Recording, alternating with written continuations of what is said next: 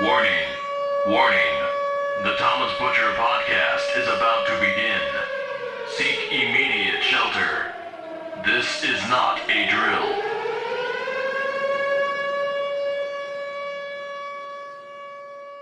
It is time, yet again, for another episode of the Thomas Butcher Podcast. But for this episode, however, I am not the only Thomas behind the microphone. He is a writer, producer, director, editor, cinematographer, actor, stand-up comedian. He is a jack of all trades and a master of none. Thank you for joining me, Tom Hofbauer. Master of nuns. I'm Nuns. raised Catholic. Oh, that's what you meant. Yeah, master oh, of okay. nuns. I probably spelled that wrong in my email Right. to you, but You know, all the technology, it's autocorrecting everything these days. Did I leave anything out of the introduction?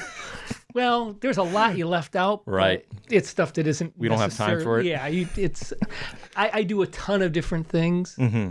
And mostly because when you're an entrepreneur, when you're a producer or whatever, Mm-hmm. you have to go down every rabbit hole to make money because something's always going to stop making money for you. And then it's like, what do I do now? Okay, well, I can do this. I can go back and I can do that. So Right. I do a ton of different things. But you pretty much covered it. There is a lot I want to get to, a lot I want to cover. You had sent me your resume, and really thank you for that. I mean, prep for this episode was so easy. I wish everyone sent me their resume. You had a lot on there. I was looking through it and trying to figure out where to start, and I noticed that you have been performing stand-up comedy since before I was born. So I figured we could start there. How did that start for you? Well, I was accused of shooting Lincoln, and I thought, I'm a comedian. I'm not an actor. No. How did it start? I started doing stand-up when I was around 28. Right out of college, I'd gotten a regular job. I was going to be a corporate guy. So through all this, were you always thinking, I want to do stand-up comedy, you just weren't doing it? No. Really? I had no interest in performing stand-up comedy. I started writing stuff when I was maybe in my early 20s. I'd written a screenplay that was horrible. I connected with a couple friends, a couple girls that I met they were identical twins. I was happy to take either one of them.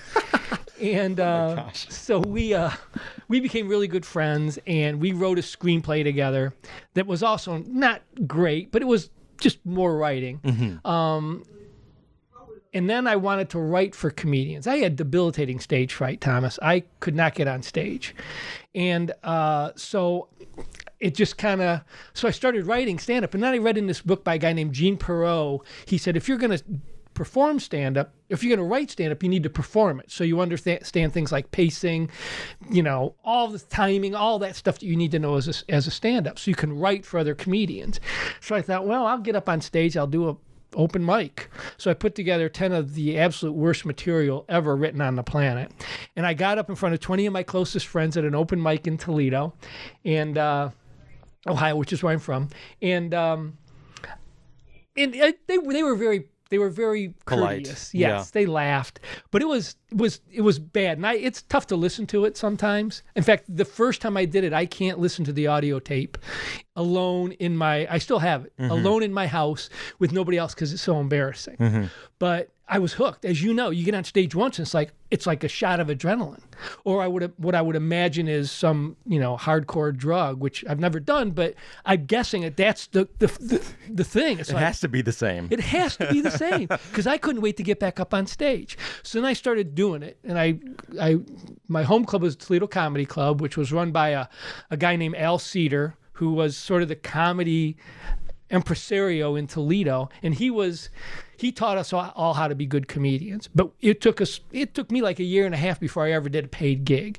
Every week I'd go to the comedy club and do an open mic, and then I'd work the rest of the week seating people and being around the other comedians and seeing how they worked, and just in enveloping myself in that world. Mm-hmm. So then I think about a year and a half in, I did my first paid gig. I'm trying to think of where it was. Probably Wiley's Comedy Club down in Dayton, Ohio. That was my first paid gig. And then I was off to the races. But I didn't know that I even wanted to perform until I was 28. So how did your material evolve? Like, is what you're doing now, is it any similarities to how you when you first started? When I first started, I use a guitar now. Yes. When I first started, I didn't use a guitar. I just got up on stage, and it was basically slice of life kind of stuff. I talked about growing up.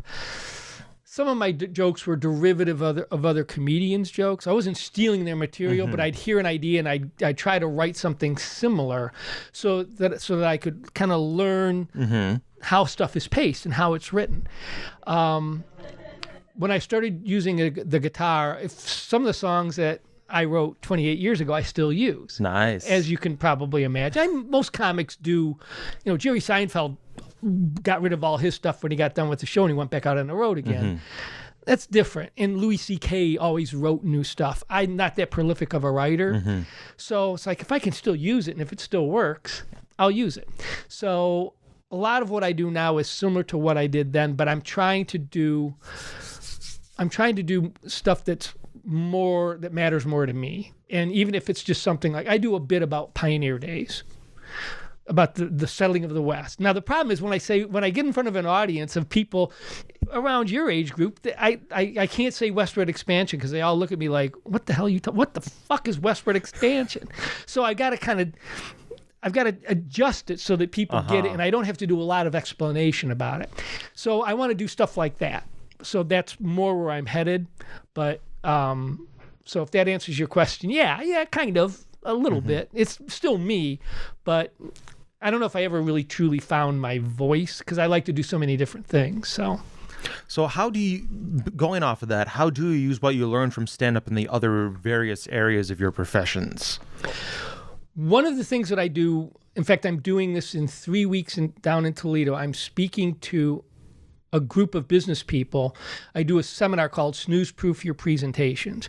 And so it's about how to take people who are decent speakers and teach them techniques that will make them become much better speakers. For example, when you get on stage, you got to tell your second best joke first. You got to have something that grabs the audience, right? Speakers don't know how to do that. So they'll get up and they'll say, hi, I'm Tom Hofbauer, and I'm with this company. I've been with the company for 35 years. Here's a slide of our organizational chart. It's boring. It's dull, and it doesn't work. Death by PowerPoint. Yes, exactly. Suicide by PowerPoint, because when you sit there and watch it, you want to kill yourself. You really do. You want to take that PowerPoint laser and burn out both your eyes, and it's horrible. So that's one of the things that I learned from doing stand-up, doing crowd work and working, knowing that you've got to watch your audience to see, did you lose them? What did you do? And you're editing it as you go. So that's one of the things I try to teach business people. So I use it there. I use it when I write screenplays. The same thing. When you write a joke, you want a joke that is quick from the start to the finish. You don't want a lot of, as a comedy, a guy who's no longer with us, he was a sort of a mentor of mine for a while, just recently, Chili Chalice. He was some comedians will know him. He apparently wrote for The Tonight Show for a while. And he lived in Toledo, and he would have these little dojos. And I wasn't paying to go hear him. I did a couple times, but mostly I would just go there and sit and listen. And so you learn and he calls it, what did he call it? He calls it, I can't remember. It'll come to me. He calls it some sort of, it's not gack. I can't remember. Diddly. Got to get rid of the diddly. Get rid of the stuff that doesn't drive you quicker to the punchline. So when you write a screenplay, the key to writing a good, strong screenplay is get into your scenes as late as possible and get out of them as early as possible. You don't want a lot of extra crap on either end. Move it along. And then you also learn if it doesn't drive the story forward, get rid of it. Same thing with a joke. If what you're using in the joke doesn't drive the joke forward, it doesn't drive your show forward, you got to get rid of it. William Goldman, who was a screenwriter, and he wrote a great book about the industry called Adventures in the Screen Trade. We just lost him a couple months ago, maybe end of last year.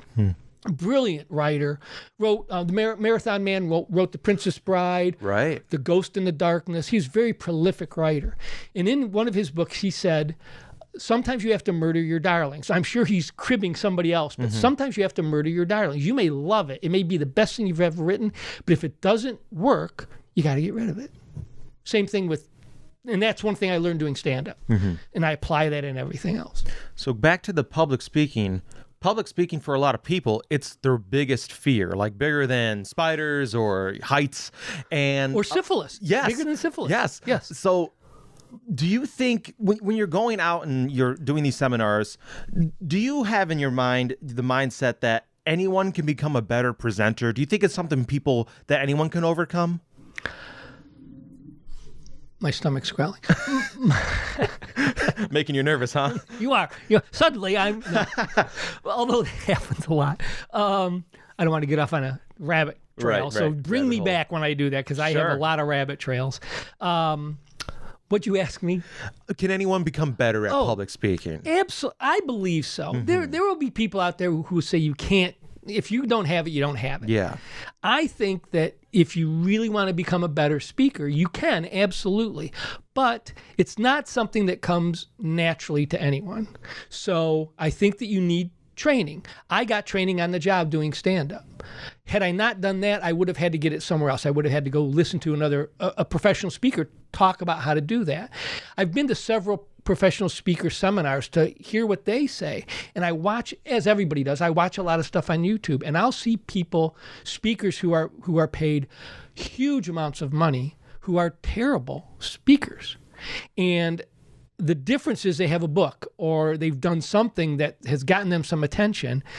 I saw one guy who was, he had a very specific thing that he talked about that made him famous, in air quotes. And he was terrible. But because of this thing that he had done, he was in great demand, $10,000, $15,000 a talk speaker. So, but I believe if you're that kind of a speaker, you need to learn how to capture and engage an audience. There's time for a quick story? Go for it. Okay, so I was doing this presentation class for a group of architects, not architectures, not a bunch of buildings, a bunch of guys in buildings, a bunch of architects. And I talked about the importance of preparing like an actor, and you need to entertain your audience as you're trying to sell them or motivate them or educate them or whatever it is you're doing. And one guy came up to me after I'd gone through this whole piece about making it engaging. He said he worked for a company once who had done a client interview. They had gone in and pitched to a client, and the client didn't give them the gig. And it was a big deal gig. It was like a large sports facility on a college campus. And so they called the client up and said, "Why didn't we get the job?" And the client said, "Well, to be perfectly honest with you, you didn't entertain us."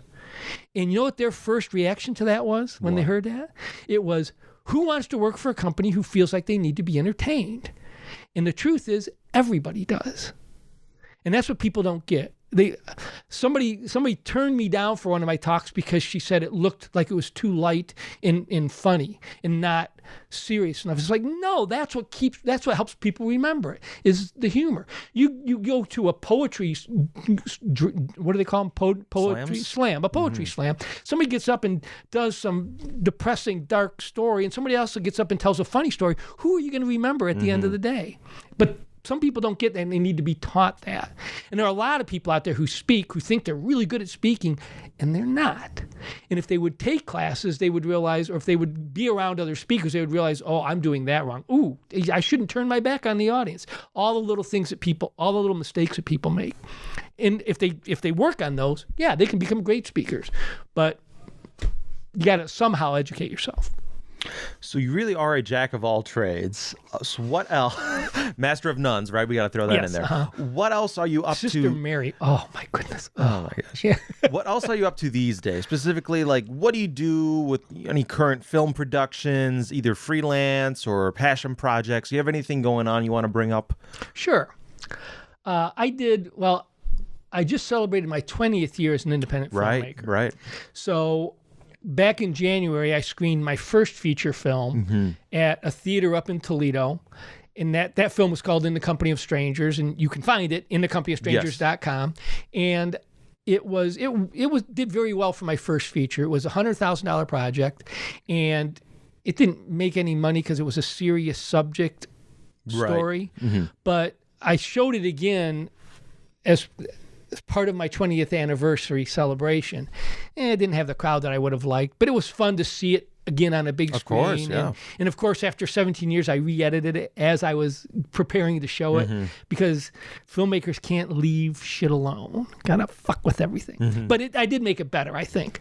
So my goal this year, I wrote. Okay, another long story. I'm so sorry. It's a podcast. This is what we're here to do, Tom. Come on. So when I was living in LA, I lived in LA from 93 to 97. And when I got out there, I connected with an old friend of mine who I had done stand-up with in Toledo, who was living out in Orange County. We started writing screenplays. So every weekend we'd get together and we'd work on screenplays. We wrote 3 of them, and we mapped out an entire season for a sitcom, and we wrote 3 episodes. Well, we weren't able to sell any of them, although we got very close with one of them. Almost sold it to DreamWorks and almost sold it to an independent executive producer who had his own little film company that he was doing big films.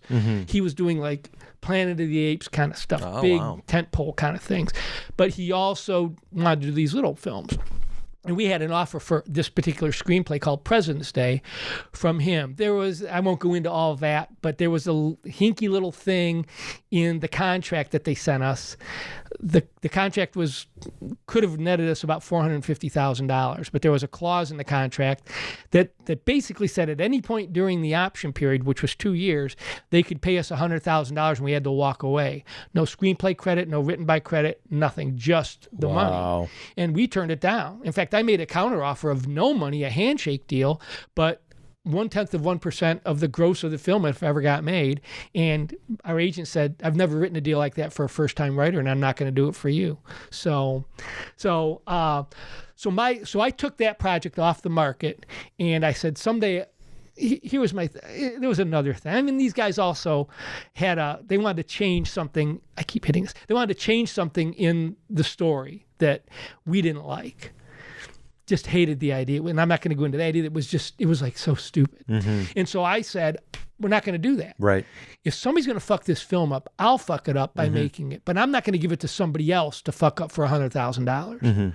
So, because I didn't, if my name was going to be on it somehow, I didn't want anybody knowing that I made this piece of crap with this stupid third act. And people always, they make fun of the old saying, oh, we had creative differences and that's why we didn't do it. But that's a real thing and it happens all the time. Yes, it does. And if you look at the story of Sylvester Stallone doing Rocky, and when they wanted to buy Rocky, he said, I want to play Rocky. And they said, well, no, you can't play Rocky. Who are you? You're nobody. You're some Goomba from New York City. No, we're going to offer it to Dustin Hoffman or whoever it was they offered it to. He said, no, I'm not selling it unless I can play it. And look what happened to him. So sometimes you got to stick to your guns. And sometimes I tell people the longer version of that story, and they look at me like I got 2 fucking heads. And I kind of go, you don't understand. And they don't ever understand. It's almost $500,000. Well, that $500,000 was a long way away, and a million decisions that had to go exactly our way. So, but when I took it off the market, then I said, this is year I want to at least make a really good attempt to make it. I think I can make it for about $7 million. And that would be with like 3 or 4 bigger names if they'd be willing to work for less than what they normally. Right. I can't pay them $20 million, but if they'd be willing to work for scale or a little above scale, I can do this. And if the story is important to them, if they feel like it's if they have a connection to it, of course they will do it. It happens all the time. Right. And what people are now looking for, these big names, they're looking for a good story. There's a story, I'm not sure if this is apocryphal or not, but I hear this all the time. My writing partner used to tell it to me all the time. Steve McQueen? I think it was Steve McQueen. Steve McQueen. He's an old actor. He's been gone a long time. Maybe it was Paul Newman. It was one of those 2 guys. Paul Newman, he was with Redford in Butch Cassidy and the Sundance Kid. Yeah. Whoever it was, big name. He was on Johnny Carson one night. For those of you younger listeners, Johnny Carson was sort of the precursor to Jimmy Kimmel and Jimmy Fallon. He was great, and I just showed my age. King of late night. King of late night. He was phenomenal. He asked, we'll say it was Paul Newman. He asked Paul Newman, do you ever do a film that, that just isn't great? And Newman said, and I'm paraphrasing wildly. He said, "Oh yeah, every now and then you do." And Carson said, "Why? What leads you to that?" And he said, "Well, you got to work every year. You got to work to get your insurance and everything else. So sometimes you go through the pile and you pick the least offensive script to do. And so that's why you get some of these people doing films with monkeys, chimpanzees." Really? But so, see, I got off track, and now I don't remember what you asked. It makes me think too of Nicolas Cage. I don't know how much money he needs to pay off or something. I don't know if it was him who had the T-Rex skull or if it was someone like Johnny Depp. I don't know, but both of them too. They make some. I've seen some pretty bad movies from them, and any actor really. It happens all the time. Right. And so I'll put a quote on that. So sometimes people say, "I'll do this small film for very little money because I love the story." And everybody's done it. Jennifer Aniston's done it. Brad Pitt's done it. I mean, big name people, George Clooney, he's done it. And I think that they like the fact that they're making something that may, it's not a blockbuster. It's not a blockbuster, but it's also not some ridiculous concept that pops up every year in the wintertime. Look at all the bad movies that come out in the winter. Yeah. They're horrible. They got to shove them somewhere, and they got to try to make their money back, but they're awful. And the younger generation, when they go to a movie now, they don't wait till they get out of the theater to say that was a crappy movie. They Twitter it. They tweet it on Twitter. They put it up on Facebook. So I guess Facebook's still a thing, right? Facebook is kind of. Yeah. Kind of. It's for old people. It's Facebook's just weird these days. I really only use it to promote this podcast and my films. That's all it's good for me, at least these days. Well, and you also know, since I am a master of nuns, yes, I have it on good authority that Mark Zuckerberg is the Antichrist. Oh. So just kind of... I had my suspicions. Yeah. There's a picture of him. Yeah. You are a graduate of Bowling Green State University. Yes. What did you study there? Visual communications technology. So what exactly is that? It was photography. I went there to be a photographer. So it was photography, it was video, it was print, it was actually it wasn't even web back then. So it was long before web. So print. So I started out at the University of Cincinnati in graphic design, and after 2 years, it was recommended that I not return. That's a nice way to put it. Yes. So then I went to Bowling Green, and that was great. And so that was how I started out. Have you stayed involved with them at all? I speak to students at Bowling Green. Once every semester, I speak to entrepreneurial studies students about my entrepreneurial journey, which is not the Wolf of Wall Street entrepreneur. It's the, geez, I failed at that. Geez, how did I get out of that? I can't believe you kept your house when you didn't make a house payment for 6 months. It's that sort of story.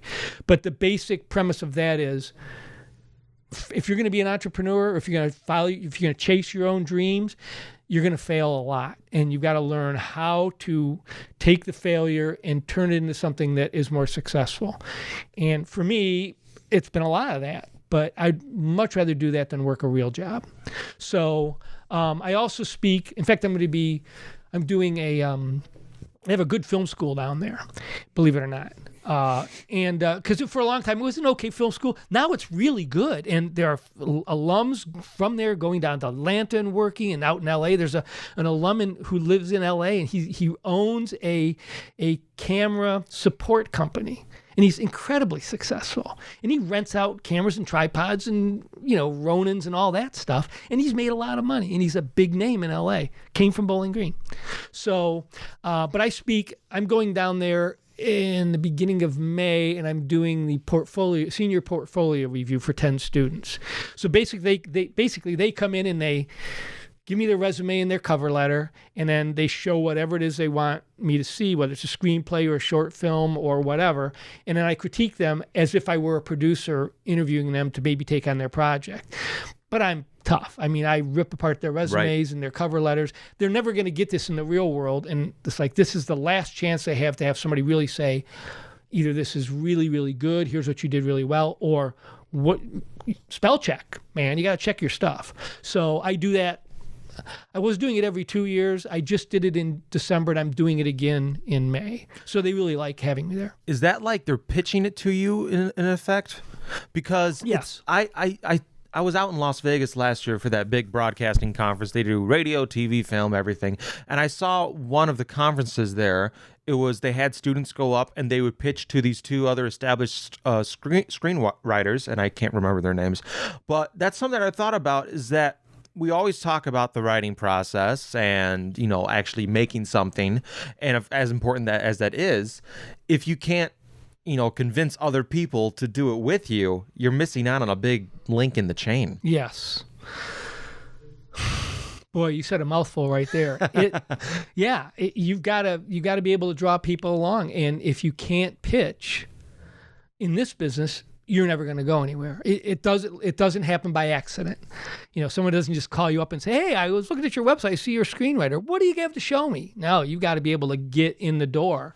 And once you get in the door, you've got to be able to make sure that they want you to come back. One of the things I tell screenwriters is you have to have a body of work.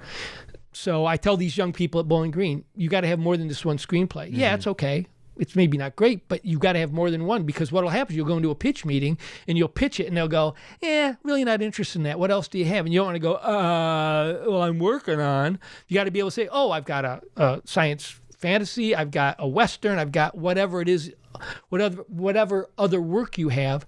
You're in the room. Take advantage of that. We had that problem in LA. We went to a pitch meeting and we pitched, and they weren't crazy about it. Mm-hmm. And they said, "What else do you have?" And I looked at my writing partner and he looked at me. We didn't have anything else, but we had this stupid idea for a movie called The Clerk is a Jerk. It's basically about a guy who delivers donuts to the NASA center, Cape Canaveral. Yeah. And one day he's delivering donuts to the space shuttle. Okay. And so they let him into the space shuttle, which is ridiculous. Is this a short or a feature? This is a feature. Oh my gosh. Or it was going to be a feature. Okay. We're thinking Adam Sandler, Oh, yeah, so yeah. He hits his head in the space shuttle and he passes out and he falls in, but they don't realize that he's in the space shuttle. So then he gets launched into space. And of course, that was as far as we went with it, but we tried to pitch this thing, and midway through the pitch, the guy we're pitching to is picking lint off of his sweater. He's looking at stuff on his desk, and it was like, we just fucked that up royally. So you got to have a body of work, and you've got to know your stories. And so, yeah. Mm-hmm. You mentioned you were living out in LA for a few years. What kind of stuff did you do out there besides, more writing? You were in an episode of Saved by the Bell, is that right? Yeah, I was in one episode of Saved by the Bell. So what's that experience like? Pretty cool, actually. Yeah. Mostly because this was the college years. It was the primetime show. Right. So it was just cool because I got it within 3 weeks of moving out there. Anybody who's thinking about moving to LA, if you're an actor, it's tough because you get labeled an extras actor, but you can, if you're struggling to make a living, you can make $75 or $100 a day being an extra, and then you're in the business and you're seeing, if you do it right, you're watching how things get put together when you have the opportunity. And so my girlfriend and I signed up with my girlfriend at the time, and I signed up with Central Casting, and within 3 weeks of moving to LA, I get a call, "Hey, we need a wrestling official for an episode of Saved by the Bell."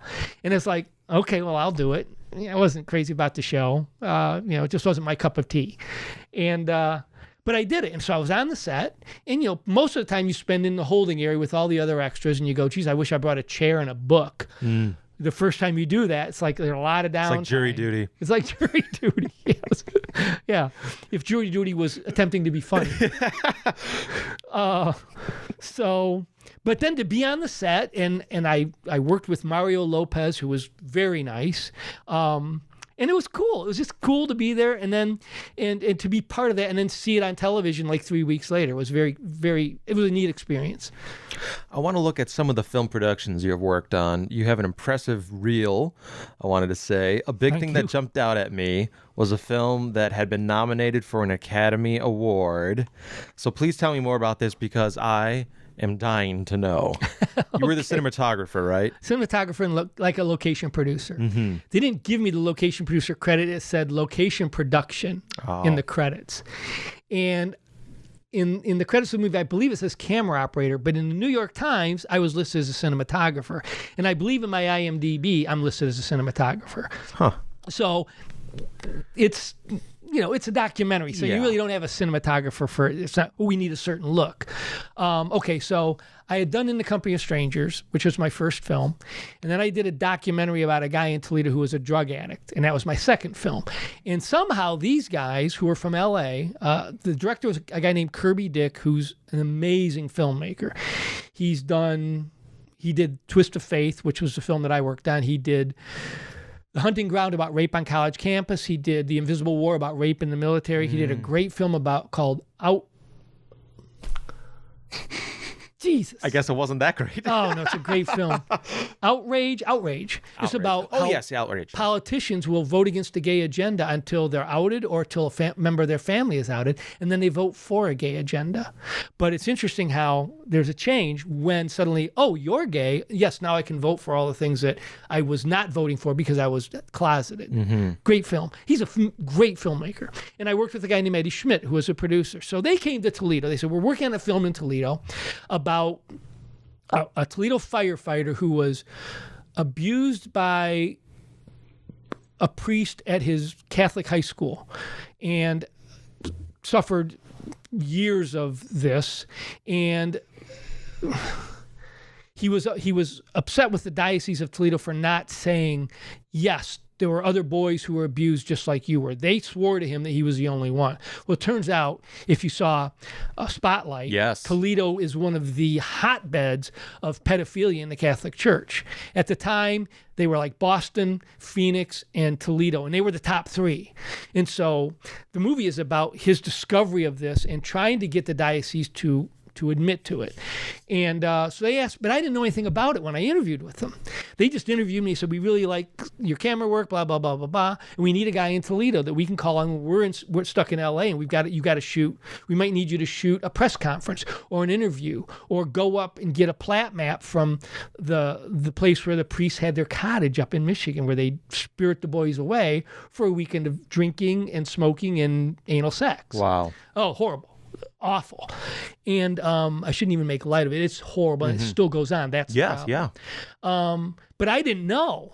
So they said, every time you ask me a question, my story is longer and longer. So they asked me if I would do work on it, and I didn't know who they were. I didn't do any research on them. I just, a couple guys from LA. So they said, what do you charge to shoot? I said, well, $100 an hour and $125 if I'm using my own equipment. And they said, will you take $35 an hour? And I was like, what? No, I didn't say, but I wanted to. Yeah, that was in your head. Yeah. In my head, but I'm going, well, I'm not doing anything else. I'm an entrepreneur. It's a gig. So I worked for 3 years on that, and then I got nominated for an Academy Award. And it was for Best Documentary in 2005. What a cool thing. And I went to Sundance. They premiered it at Sundance. I was out in Sundance within the Company of Strangers at another festival, the Park City Film Music Festival. And they were premiering Twist of Faith at the Sundance Festival. Wow. So I go. Busy for you. Oh, it was a great week. It was so much fun. If you're a filmmaker and you've never gone to Sundance, just go. Just go and soak it in. And if you ever get a film in it, then you know how to prosecute a film festival. But go just to be in it. It's so cool. Anyway, so I go there and I'm watching the film. I'm sitting in the back row.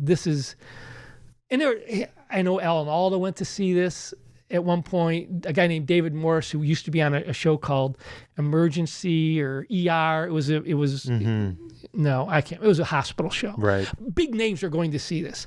And the second time I saw it, I sat next to David Morris, but I didn't say anything to him. Anyway, so I'm sitting in the back of the room, and the film finishes, and it's dead silence in the room because it's a terribly moving, terribly disturbing, emotional film, and it's brilliant. And not because I worked on it. I'd say that either way. Anyway, so I'm sitting there, and a woman stands up, raises her hand for the Q&A, and she says, I'm 56 years old.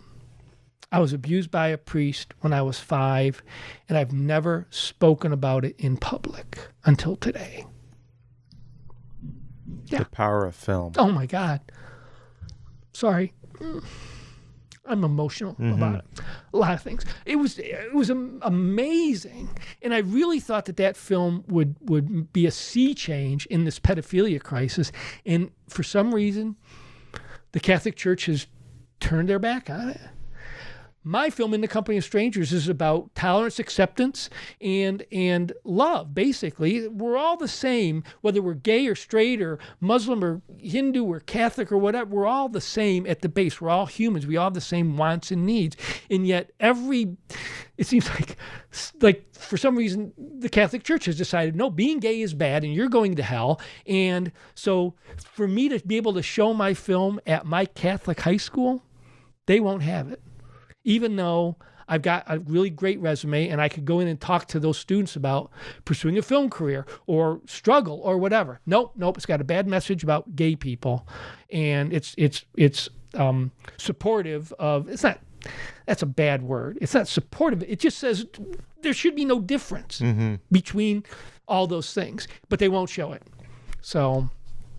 Sorry, I got off on a rabbit hole again. I was in elementary school when you made these films. Twist of Faith first screened in 2004. Now, for reference, for people familiar with the movie Spotlight, as you mentioned, the setting was in the early 2000s, so this is when it was really starting to come out. Yes. Today, I think people can agree, for the most part, that the Catholic Church has done some bad things regarding abuse. But as it seems, it sounds like how was it at the time of film when you were making this? Did you have any sense that there would be a pushback? I didn't think there would be. I knew about it because I grew up in the Catholic Church, and I knew about it. In fact, early in my career, I had a joke about priests. I'd say, you know what? I don't understand this priest not getting married thing, but you're still supposed, if you have trouble in your marriage, you're supposed to go talk to a priest, a guy who's never been married and doesn't know what it's like to deal with a husband or a wife. Now, I can see if you're having trouble with your altar boy, you want to go talk to a priest. Oh my gosh. So that was early in my career, before all this happened. Yeah. So I knew it was out there. But I thought that Twist of Faith would maybe get people's eyes open. We screened it at an independent theater in Toledo, so that everybody in Toledo who was involved in it could go see it. And the place was packed. And they were supposed to run it for 2 weeks. And they ran it the first night, and it didn't run again in Toledo at that theater. And so when I talked to the producer and director, what I remember the reason being was the people at the theater said they could make more money showing Monster-in-Law, the Jane Fonda film, than they could make showing Twist of Faith. I think the Catholic Church stepped in and stopped them. Pressure, gave them pressure. Do you know that controversy, that allegation, what you just said, that's on the Wikipedia page for that film?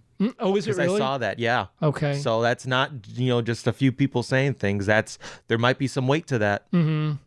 Well, something else happened, and this maybe has nothing to do with it, but there was a woman who was in the movie, and she's part of SNAP, which is the organization that helps people who've been abused by priests. And she has a period in a piece in the film. I've videotaped her at a Catholic church function when she got up and said, basically, what are you doing about this? And it was my first job for them. And it's like, I didn't know what I was there for. The producer and director didn't tell me this, just go shoot this event. And it was like, oh, now I know what's going on. After the film, she had done all this research, and she had a vast library of stuff that she had collected. And she lived in an apartment on the river, and there was a fire one night in that apartment, and the fire was so hot that it melted fire trucks across the street from it. The apartment building was back away from the road. It was so hot it melted fire trucks. And my belief is that there was something nefarious involved there. They wanted to, I don't know if they wanted to kill her. She's still alive, but they definitely wanted to get rid of all that information. There's some evidence that the Catholic Church, if there was an allegation against a priest, the Catholic Church would shred those records. You can't find them anywhere because they were protecting themselves. And in the movie, the subject of the movie is named Tony Combs. He is told by his attorney, under canon law, which is Catholic law, a priest can lie under oath in a court of law if it's to protect the church. That's not cardinal law?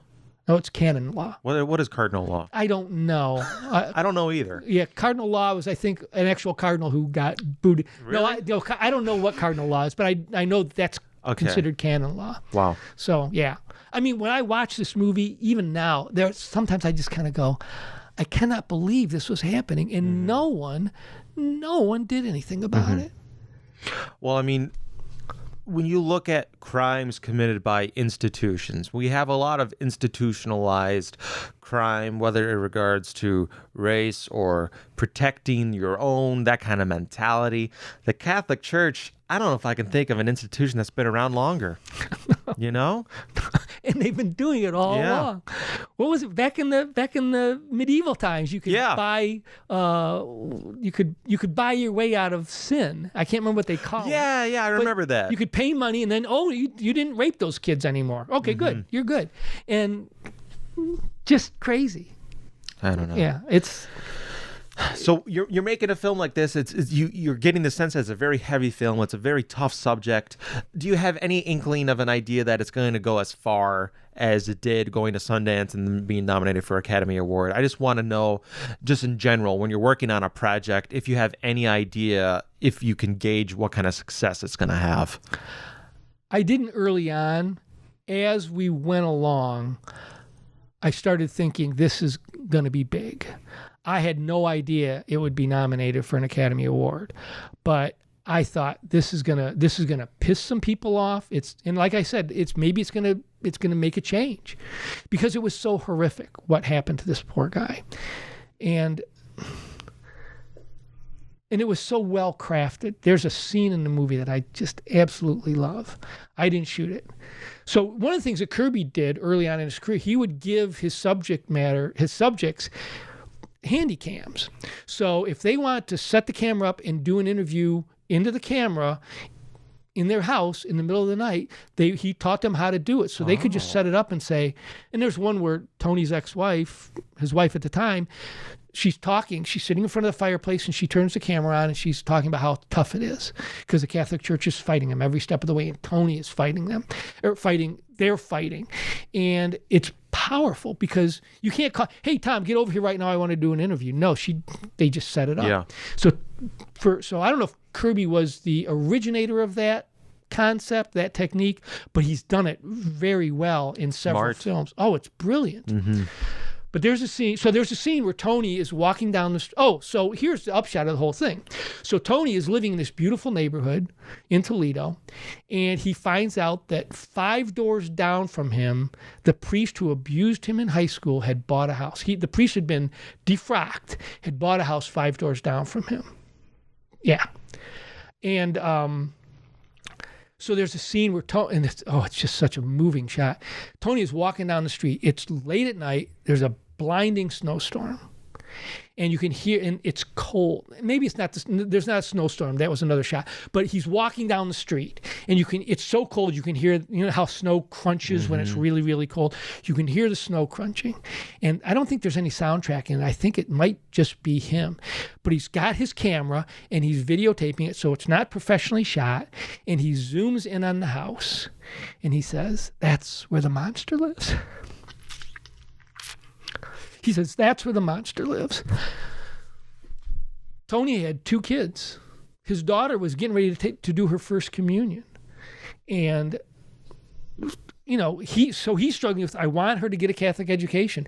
I want her to get her first communion. But how can I do that with an organization that does this wholesale? The priest who married Tony and his wife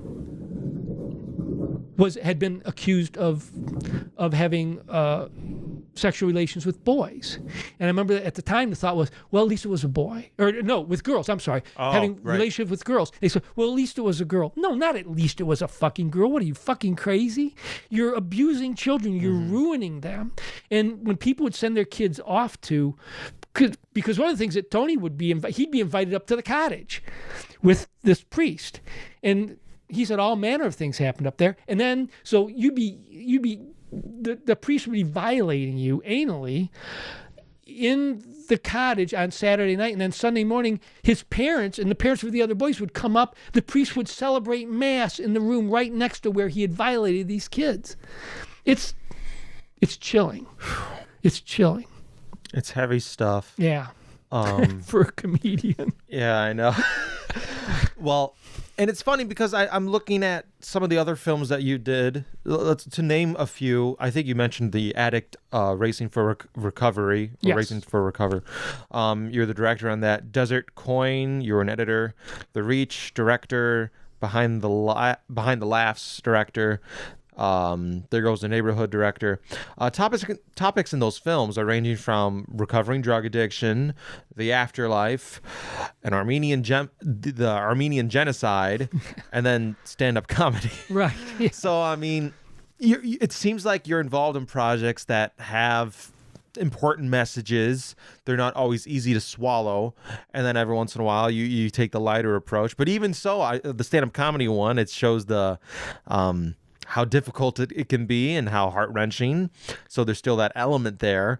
Is there like a general theme that you look for, or what interests you, and can you pinpoint that, and I want to work on this film when you're thinking about this?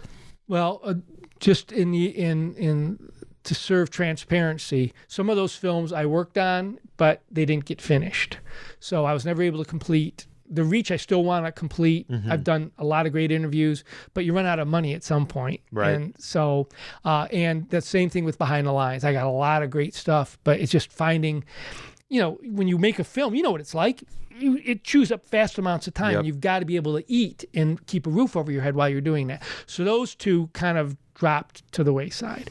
But so you asked me what interests you to tackle these projects? What is it about them? Is there commonality among this? The common thread that runs through it is it's something that I've seen other filmmakers talk about, and I think William Goldman talked about this. Make the film you want to see. So you can't predict what an audience is going to want to see 2 years from now. And if you're doing a small film, you're talking about a year, maybe two, before it actually sees a theater. So I always just make films that I want to see. With the exception of Twist of Faith, which it was for hire. I just became a huge advocate of it after working on it and seeing what a phenomenal film it was. So yeah, it's and that's my whole life. Mm-hmm. I started taking voice lessons 2 years ago. I'm learning to sing. I've tried this like 3 different times. I finally got a voice coach who's like 27, who's brilliant. He taught me how to breathe. No other music, no other vocal instructor taught me how to. Such an important part, too. It is an important part. And no one else taught me that. I think they all looked at me and said, well, you're never going to be, when I was younger, I wanted to sing the lead in Pirates of Penzance. And I think they all never said it to me, but I think they all just thought, well, you're never going to be an opera singer. Well, you know what? I'm probably never going to be an opera singer, but I've gotten a lot closer to it with the guy that I'm studying with now. Right. So for me, life is all about what challenges are out there. What do I want to do? Which is why I have so many things that I do, because I'm a little like a gnat when it comes to that. I want to try that. And I don't want to get to the end of my life and go, damn it, I wish I'd done this when I was younger. So that's sort of the thing I tell college students all the time. Don't let anything hold you back. If you're excited about doing something, do it. Because you get one life that we know of. I think we have several lives, but we only have one that we know. Don't fuck it up. Do everything you want to do. So I tend to be all over the map. Mm-hmm. Let's go to your first feature. We've talked about a little bit so far. So, In the Company of Strangers, you were the writer, producer, and director. It did okay for itself on the festival circuit, screening at fests such as Toronto Independent Film Fest, Ohio Independent Film Fest, Great Lakes Film Fest. You also picked up some awards at Key West Indie Fest, and is it Telluride? Yes. Indie Fest? Mm-hmm. Seems like it was fairly popular. Yeah. So what was it about that film? I know you said make the film you want to see. Because here's the thing, it's your first feature. Right. So it had to have been special to you. Yes. After 4 years in LA and tons and tons and tons of rejection and pitch meetings that didn't go, they were supposed to go, and an agent who got pissed off at us because we didn't take a shitty deal that he offered us, and all these other things, I decided I wanted to make my own film. Like I told you before, if someone's going to make a film, I'm going to fuck it up. I'm not going to give it to somebody else to fuck up. So I had been writing In the Company of Strangers for a long time. And when I lived in LA, my apartment manager was a gay man. And so we used to have long conversations because I didn't really understand it. My my stepbrother was gay, but I never really understood it. So I would have these long conversations with him, and it was like, oh, okay, that's the difference. I asked him one time, how did you know you were gay? He said, well, I actually used almost the exact conversation in the movie. And he's in the movie, by the way. He plays the head of the facility where this all takes place. So I hired him to be in the movie. He's a phenomenal actor. The guy that looks like Pat Sajak? Yeah. Because I was looking at your movie, and I'm like, this guy looks like Pat Sajak. Yeah. Pat Sajak, or I always think he could have played Jeb Bartlett's, brother in West Wing. He looks a little like Martin That too, Sheen. yep, I see it. He's phenomenal. Great actor. Wow. And he was a kind of a mentor for me in LA. And so we'd have these long conversations, and I'd say things like, how did you know you were gay? He said, well, I've been gay all my life. It just took a long time to act on it. This guy dated starlets in New York City when he was an actor in New York City. He was an all-state football player in Oklahoma. And he's the most genuine person I've ever met. And but I started working on it when I was living in LA, and then we came back, and I thought, I got to find something that I can do for little money. And for me, a little money was like $100,000. Yeah. But I went through the whole process of, breaking it down and figuring out what it's going to cost. So I did it mostly because I wanted a calling card film that would get me some interest from other people, bigger producers and managers and agents. That didn't happen. And then I thought, if I'm going to do a serious film, it's got to be a message that I think is important. And the message, again, is about acceptance and tolerance and compassion. And there's so little of that, and I think there's less of it all the time. And in the current administration, I think it's lacking completely, our current political world. And it worries me, because if we lose those connections, we're in trouble. So that was the reason I chose to do that story. And it did win. It was I think I checked again, it was in 15 different film festivals. I'm on the top award at 8. So It really did well, but it was a serious subject movie. And people like horror films. Yeah. And I get so tired of watching horror films because a lot of them aren't very well done. Mm-hmm. A lot of them lack substance. Yeah. Same thing could go for comedy sometimes. Absolutely. Often. That's why they're often rated so lowly. But yeah. I mean, and I know you're a horror film guy, right? Are you a horror? Oh, you're not. I did the one horror film. Oh, okay. That was it. It was not good. It's not public anymore. So my focus is on comedy these days. Oh, okay, good. Yeah. And comedy is easier because horror film, the bar is set so high. Yeah. Sixth Sense, Get Out. It's gotta be that version of you just blood and gore. Seen it before. Exactly. Been there, done that. Bought the T-shirt. So, what's the hardest part about making the feature? Maybe outside of the whole getting it made, pitching, pre-production, money, actually making the feature. What's the hardest part? Well, the hardest part, you said outside this, the hardest part is raising the money. Yeah. The hardest part is to just leave it alone when it's done. Of course, my film is much better than it was when I first released it 17 years ago. But I'm always wanting to get back in and tweak or just mess with something a little bit. That's really a cheap way out of that question. So the hardest part is they're long days. They are long days. And to keep your energy up day after day after day can be challenging. And so I guess that's probably the hardest part for me. And what's harder, a narrative or a documentary, personally? Is it just different? You can't compare them? Yeah, you can't compare them. A documentary, the story tells itself, and sometimes the story pops out in the midst of telling it. You don't really know where you're going. You have an idea, but you don't know what... It comes together in the edit. Yes, exactly. Mm-hmm. And with the other one, it's a script. Yeah. So you're creating a world that doesn't exist. I think that's probably harder. And then to get the buy-in with everybody, make sure everybody's on board. So the guy who was in my movie, who was my apartment manager, his name's Timothy Wayne. Timothy came up to me after about the third day. He was in town for 2 weeks. Came up to me after the third day. He said, I just want to tell you something. He said, enjoy this because you're never going to have this experience again. I said, well, what do you mean?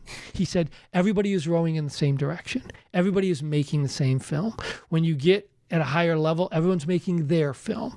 The actor's making his reel. The cinematographer's making his reel. The audio guy's making his tape. They're not all together. He says everyone is rowing in the same direction. He said this is rare. And he's right. It is.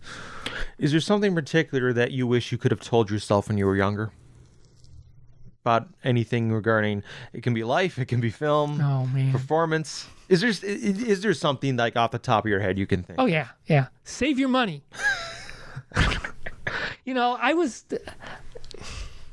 I had a crooked business partner back in the early 80s, right after college, and I had a $250,000 personal bankruptcy when I was 25 years old because we set up the business wrong. And one of the things I talk to entrepreneurial students about, set up your business right so you're protected, so your life isn't ruined for 12 years.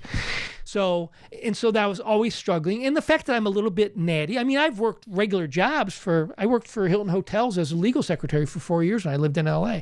I've done that, but I'm always chasing after something else, the film, the stand-up comedy career, whatever. And I never put money away. And I did put money away, but then I had a bad stretch back about 7 years ago, and I had to go into my IRA to survive. So I blew $10,000 just making rent payments and buying food. So I tell people, save your money. You don't want to get to be my age and be working week to week trying to figure out how you're going to, there are times, I'm not currently in that position, but there are times when you kind of go, what do I do in 2 months when I can't make my rent payment anymore? Where am I going to go? And I drive around town going, I could stay under that bridge. I could get a refrigerator box, a big refrigerator box, and I'd be fine. I'm only partially kidding. You kind of have to go, what do I do if the bottom falls out? Right. And the bottom is more likely to fall out now, I think, than it used to be because people are paying less for things and there's more competition, and the competition is always undercutting you. And it may not be a better product, but it's cheaper, so people buy it. So it makes it tougher to be a creative person and live. Sustained living. I'm sorry to say we're going to start wrapping up. You have been a delight. Before we go, please tell us where people can find you and your work on the interwebs, anything else people should know.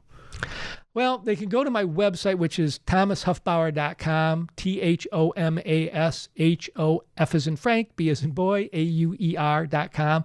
And it's a mess, but all my crap is there. So you can see samples of writing, you can see clips from my movies, you can see some stand-up. I had an improv troupe for 15 years. You can see some of my improv troupe stuff.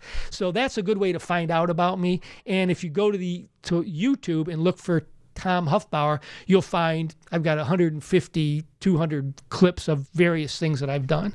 So that's a good way to see me. And you can look out for a film that will be called President's Day. Hopefully, if it remains that title as we go forward, maybe in a couple of years, that's the goal for that. So go see it at the theaters. And if you're looking to, I love to take my film and show it and talk about it. So if somebody wants to say, hey, we'd like to have you come in and talk about your movie, show it and talk about it, I got to be paid for it. But I love showing it, getting audience reaction, and I love talking about it. I am looking forward to seeing more from you in the future. Perhaps once you have a film that you're touring around, maybe you come back Absolutely. on the podcast again. We talk about the new film. Absolutely. So keep in touch. Okay, I sure will. Thank you so much for making the journey up here to be on my show because you're from Ohio. It was a real pleasure having you here, Tom. It was great, Thomas. Thank you very much. Thanks for inviting me. This was great. I loved it. Thank you for listening to the Thomas Butcher Podcast. New episodes are available every Monday on a variety of platforms, including iTunes, Stitcher, TuneIn, SoundCloud, and more. Don't forget to subscribe to us on YouTube and like us on Facebook at Thomas Butcher Podcast. Have a question? Email us at thomasbutcherpodcast@gmail.com. The Thomas Butcher Podcast is a production of the Thomas Butcher Company. This program is not responsible for loss of intelligence.